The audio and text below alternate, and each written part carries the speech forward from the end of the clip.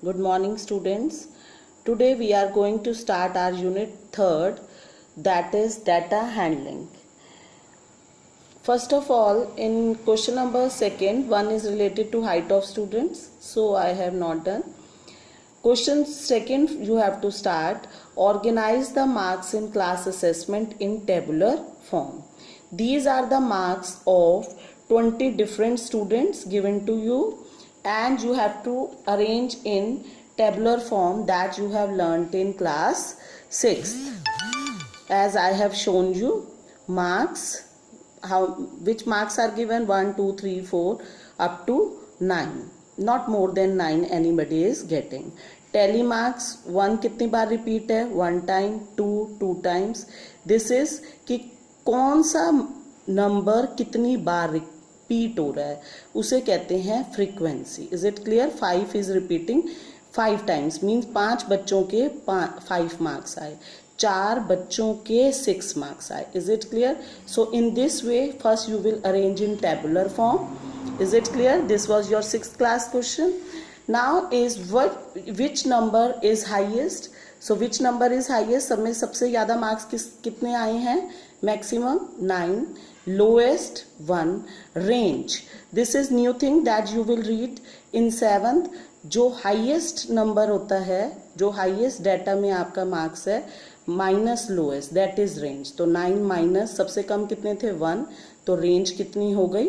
8. Is it clear? So 8 is the answer.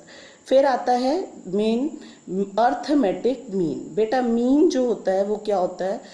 जितनी marks हैं सब बच्चों के, ऑब्जर्वेशंस जितनी भी हैं वो सबको प्लस करके divide by number of observation. यहाँ कितने बच्चों के मार्क्स थे? 20. वी विल डिवाइड बाय 20 और इन सबको अगर हम प्लस करें तो हमारा आंसर आ रहा है 100. When we will divide 0 divide by 0 and 2 5s are 10, your answer will be 5. So mean is 5. Is it clear? Now comes third question. Find mean of first 5 whole numbers. Now you know whole number start from 0. तो 5 whole number लिखने हैं first 5. 0 1 2 3 4 1 2 3 4 5 हो गए whole numbers.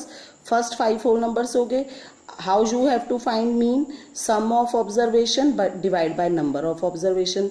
कितना sum था? 0 + 1 + 2 + 3 + 4 और कितनी observations हैं? 5. सो 10 divide by 5 you will get the answer 2. Is it clear? तो 2 नई चीजें जो सीखी हैं, रेंज हाईएस्ट में से लोएस्ट माइनस करना, और मीन क्या होता है? जितनी sum of observation divide by number of, जितनी ऑब्जर्वेशंस हैं, जितनी क्लास में बच्चे थे, जितने नंबर्स लिए उससे डिवाइड करना, 5 से डिवाइड करना. Is it clear?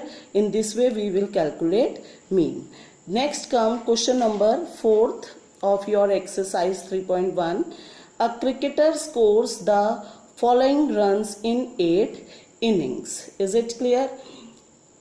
8 innings हैं टोटल, तो मैंने 8 से डिवाइड किया और ये रन्स हैं. फर्स्ट इनिंग में 58, then 76, then 40 and so on.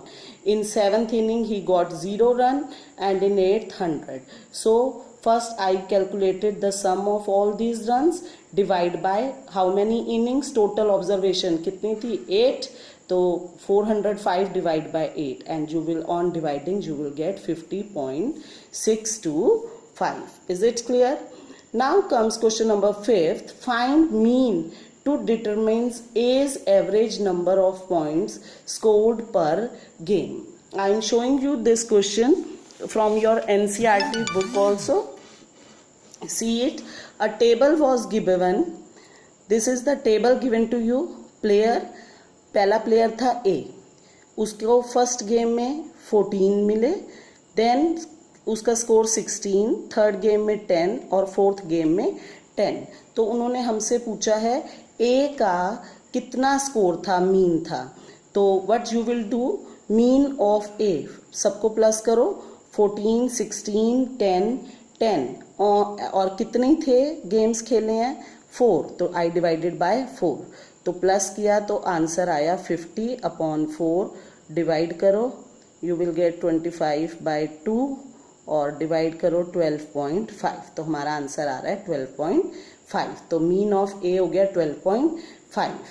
Next second is question is to find mean the number of points per game for C. अब सी का मीन निकालने के लिए would you divide the total point by 3 और by 4? Why? Mean of C. एक बात बताओ बेटा, आपको सी की गेम्स देखो। फर्स्ट गेम में 8, सेकेंड गेम में 11 था स्कोर, थर्ड गेम खेली ही नहीं, डिड नॉट प्ले, और फोर्थ में था 13।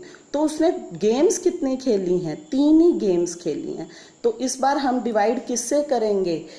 3 गेम्स से, 3 से करेंगे। Is it clear? तो how will you calculate mean? Mean of C कैसे आएगा आपका? 8 पहली गेम में, फिर 11 और फिर था लास्ट 13, और डिवाइड हमने जो है किससे किया इसको? 3 से। Is it clear?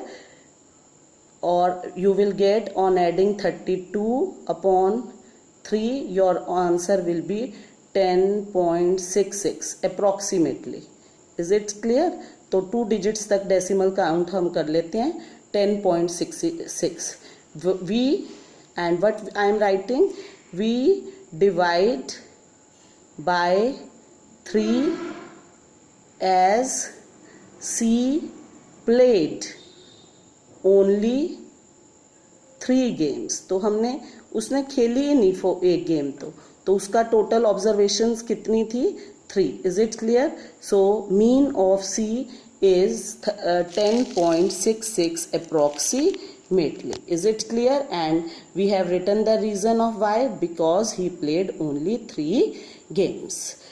Then comes third part of question 5 is B played in all 4 games. अब B ने 4 खेली हैं. How would you find the mean? First see in your question. B की फर्स्ट गेम में 0, then 8, then 6, then 4.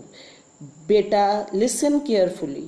C ने खेली ही नहीं, एक गेम थी नहीं, तो उसमें हमने 3 से डिवाइड किया. In case of B he played, उसने 4 गेम्स खेली, but in first game he gets 0. तो हम डिवाइड तो किससे करेंगे?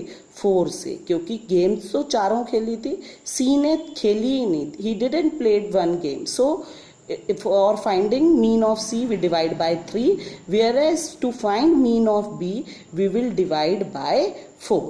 Is it clear? तो how will you calculate mean of B?